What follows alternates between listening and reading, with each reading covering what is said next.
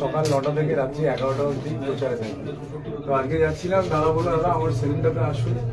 আমাদের রতনদা বললেন যে আমার একবার সেলুনটা দেখে যান কেমন।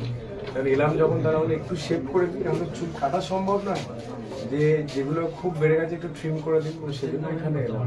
আপনাদের জন্য তো হাইফাই পার্লার থাকে, তো আপনি একজন অভিনেতা আবার হেভিওয়েট প্রার্থী, তো এরকম একেবারে সাধারণ সেলুনে এসে তো সবাই একটু অবাক হচ্ছি, কি বলবেন? আগে তো মাটিতে ইট পেতে বসতাম, যারা নাপিত ছিলেন তারা এসে চুল কাটতো। উলবেড়িয়া গ্রামে বড় হয়েছে, ইটে বসে থাকতো, বাড়িতে ইট থাকতো, নাপিত আসতো বাড়িতে, ইটের উপরে বসতাম, আর একটা গায়ে সাদা চাদর কাপড় জড়িয়ে দিত, আর নাপিত চুল কেটে চলে যেত।